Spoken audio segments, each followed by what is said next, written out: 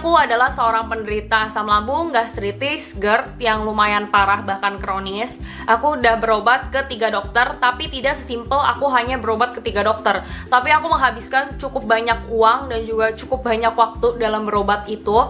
Jadi kayak satu dokter itu aku bisa menghabiskan berapa lama bolak-balik untuk check up dan juga kontrol di sana dan gak sembuh-sembuh.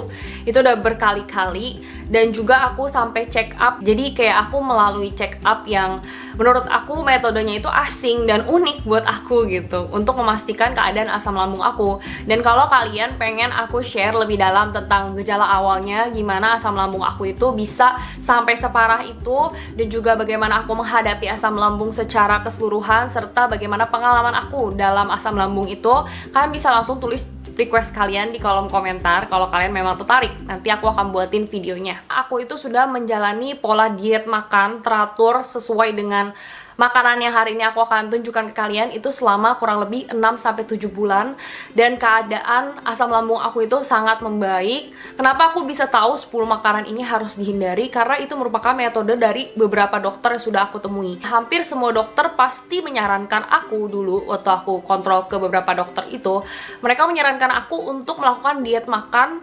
Dan juga jadi mereka kasih aku daftar beberapa makanan yang harus aku konsumsi, terus bagaimana pola makan aku yang baik seperti apa, dan juga makanan apa yang wajib aku hindari. Jadi itu mereka kasih listnya ke aku, dan aku udah menjalankan pola makan itu selama kurang lebih 6-7 bulan sekarang. Makanan pertama yang wajib dihindari oleh para penderita asam lambung adalah makanan atau minuman yang mengandung lemak yang tinggi. Jadi makanan yang mengandung lemak yang tinggi itu biasanya lebih lambat dan juga lebih lama untuk diproses dan dicerna. Dan yang namanya perut itu ada siklus proses pengosongan lambung. Jadi kalau misalnya makanan lemak ini lebih lama dicerna, jadi otomatis proses pengosongan lambung pun jadinya lebih lambat. Kalau sampai proses pengosongan lambung itu terjadi lebih lambat prosesnya, itu bisa menyebabkan produksi asam lambung meningkat. Itulah yang menyebabkan asam lambung kita jadinya naik. Selain itu juga, makanan atau minuman yang berlemak itu biasanya bisa menyebabkan lemahnya otot pada katup kerongkongan. Nah, kerongkongan itu adalah bagian yang menghubungkan antara mulut dan juga lambung kita. Jadi kalau misalnya sampai ototnya itu melemah, otomatis katup kerongkongannya juga mudah terbuka. Kalau katup kerongkongannya mudah terbuka, itu yang menyebabkan asam lambung kita bisa naik sampai ke kerongkongan kita. Itulah yang menyebabkan kenapa kita suka kadang-kadang dada atau ulu hati kita itu kerasa terbakar dan juga nyeri. Dan juga kalian harus menghindari makanan gorengan ya, karena gorengan itu sangat tinggi akan lemaknya.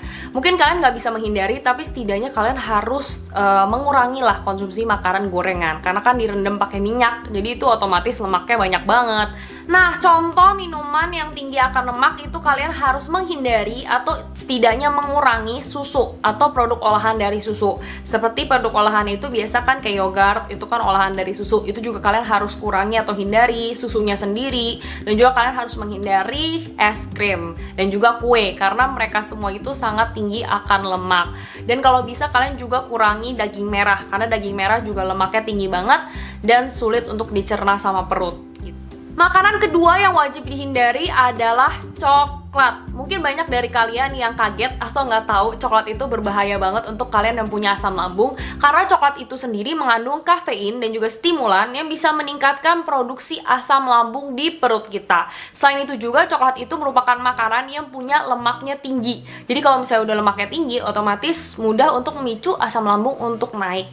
Dan dia juga ada bahan yang namanya metilsantin. Bahan metilsantin itu yang terkandung di dalam coklat bisa yang namanya melemahkan otot pada katup kerongkongan. Yang udah aku jelasin tadi kan. Jadi kalau udah katup kerongkongan kita lemah, otomatis asam lambung pun mudah naik ke atas kerongkongan, dan asam lambung kita jadinya naik, dada kita, ulu hati kita terasa terbakar dan lain sebagainya. Jadi lebih baik kalian menghindari semua makanan dan minuman yang mengandung coklatnya. Dan dulu pun aku sendiri sangat menghindari makanan dan juga minuman yang berbahan coklat, walaupun aku suka banget sama coklat. Mau es coklat kek, mau susu coklat kek, mau es krim kek, dan lain sebagainya, please hindari dan kurangilah makanan yang berbau coklat. Makanan yang ketiga yang wajib kita hindari adalah segala macam bawang. Mungkin kalian belum tahu kalau bawang putih, bawang bombay, bawang merah, dan segala macam bawang itu harus kita hindari, terutama yang mentah. Kita nggak boleh banget untuk makan yang mentah. Kalau misalnya kalian mau makan, kalian boleh makan tapi harus dimasak dulu sampai matang bawang-bawangnya itu, oke? Tapi itu pun walaupun matang, kalian harus batasi atau kurangin konsumsinya karena sama aja sebenarnya bawang itu tidak terlalu boleh untuk kita para penderita asam lambung karena ada kandungan zat di dalam bawang yang bisa menciptakan berbagai permasalahan di pencernaan kita. Makanya kalau misalnya kita habis makan bawang itu biasanya akan sendawa. Nah, sendawa itu adalah gejala salah satu dari naiknya asam lambung kita. Kalau misalnya kita sering makan bawang, otomatis sendawa kita jadi semakin sering. Kalau sering sendawa itu malah memperburuk dari gejala asam lambung kita. Selain itu juga kembali lagi ke penyebab awal. Jadi kalau misalnya kita makan bawang merah, bawang putih, bawang bombay, semua bawang itu tuh bisa melemahkan otot pada kerongkongan bagian bawah. Kalian tahu dong, kalau udah otot kerongkongan kita melemah, otomatis asam lambungnya jadi mudah untuk naik ke kerongkongan. Dan itulah yang menyebabkan asam lambung kita semakin parah. Makanan keempat yang wajib kita hindari adalah tomat. Jadi bagi kalian para penderita asam lambung atau MAH, kalian wajib banget untuk mengurangi konsumsi tomat. Karena tomat sendiri itu mengandung asam sitrat dan juga asam malat yang bisa menyebabkan produksi asam lambung kita naik dan juga menjadi MAH di dalam diri kita. Dan kalau misalnya kita konsumsi tomat dalam jumlah yang banyak, itu akan menyebabkan kandungan asam yang terdapat pada tomat itu mempengaruhi sistem pencernaan kita. Kalau sistem pencernaan kita sudah terganggu dan juga terpengaruhi, akan ada masalah yang timbul pada kerongkongan kita. Dan kalau misalnya udah kerongkongan kita bermasalah, otomatis akan timbul berbagai rasa yang tidak nyaman pada perut dan juga lambung kita. Mungkin seperti ulu hati yang sakit, nyeri, dan juga kita merasa mual, kembung, dan lain sebagainya. Maksud aku dalam menghindari tomat itu bukan hanya buah tomatnya aja yang kita hindari, tapi semua produk olahan tomat, termasuk saus tomat dan lain sebagainya. Pokoknya yang mengandung tomat, olahan tomat itu harus kita hindari konsumsinya. Makanan selanjutnya yang wajib kita hindari adalah ketan. Mungkin ada dari kalian yang baru tahu, mungkin ada juga yang sudah tahu kalau ketan itu sangat berbahaya bagi kalian yang punya asam lambung, sehingga kalian kalau punya asam lambung itu wajib banget untuk menghindari ketan. Karena aku dari dulu itu sudah punya yang namanya asam lambung dari kecil, dan kebetulan papa aku juga penderita asam lambung. Jadi dia dari kecil itu sudah menyarankan aku dan menjaga aku agar tidak makan yang namanya ketan. Karena tekstur dari ketan itu kan kayak kenyal-kenyal terus lengket, sehingga dia itu sulit banget dicerna di dalam perut kita, di dalam lambung kita. Kalau makanan yang sulit dicerna dan juga belum selesai dicerna di dalam lambung, itu bisa naik lagi ke kerongkongan atas. Nah, kalau misalnya dia udah masuk ke kerongkongan, itu bisa menyebabkan yang namanya gejala dari asam lambung, kayak heartburn. Kalian tahu kan, kayak ulu hati atau juga dada yang terasa sakit dan juga mengganjal. Itu yang biasa disebabkan oleh ketan. Makanya kalian nggak boleh banget makan yang namanya ketan, kayak misalnya mungkin contohnya kayak lemper atau bacang yang dari ketan. Terus berbagai kue-kue tradisional di Indonesia juga banyak banget kan yang bahannya itu dari ketan. Kalian harus bener-bener sebelum makan cari tahu dulu apakah itu bahannya dari ketan apa enggak. Karena bener-bener ketan itu bahaya banget sih menurut aku buat kalian yang punya asam lambung. Karena di pengalaman aku pun kalau aku makan ketan itu cepet banget yang namanya heartburn-nya itu kayak ulu hati nggak enak, dada terasa tidak nyaman, sakit perih, dan ngeganjel sebagainya. Makanan selanjutnya yang wajib kita hindari adalah makanan pedas. Mungkin banyak dari kalian yang udah tahu, karena ini merupakan pengetahuan yang sudah umum banget. Kalau kita punya sakit MAH atau sakit asam lambung, kita nggak boleh banget tuh untuk makan makanan pedas, termasuk makanan olahan cabai dan juga makanan olahan lada serta merica. Karena semua makanan pedas itu bisa menimbulkan iritasi pada lapisan kerongkongan kita. Kerongkongan itu kan bagian yang menghubungkan antara mulut dan juga lambung. Kalau sampai lapisannya iritasi, itu bisa menimbulkan gejala MAH atau asam lambung, termasuk rasa terbakar atau perih pada ulu hati kita. Selain itu juga, rata-rata makanan pedas itu olahan dari cabai. Nah, cabai itu memiliki kandungan zat yang namanya capsaicin. Nah, si capsaicin itu bisa memperlambat sistem pencernaan kita. Kalau kerja sistem pencernaan kita sudah terlambat, otomatis proses pencernaan makanan yang ada di perut kita juga semakin lambat dan juga memakan waktu yang lebih lama. Nah, masalahnya adalah sebenarnya di dalam perut itu makanan tidak boleh terlalu lama, karena semakin lama makanan ada di dalam perut dalam proses pencernaan itu bisa menyebabkan dan meningkatkan resiko asam lambung yang naik. Makanya itu kita perlu banget untuk menghindari makan makanan pedas. Aku tahu banget mungkin dari kita, terutama orang Indonesia tuh sulit banget ya menghindari makanan yang pedas, karena memang itu udah hobi kita. Terutama aku juga penggemar makanan pedas. Sebelum aku sakit mah atau sakit lambung separah kemarin ini, aku tuh hampir tiap hari makan makanan pedas, walaupun sebenarnya aku sudah punya asam lambung, walaupun belum parah banget.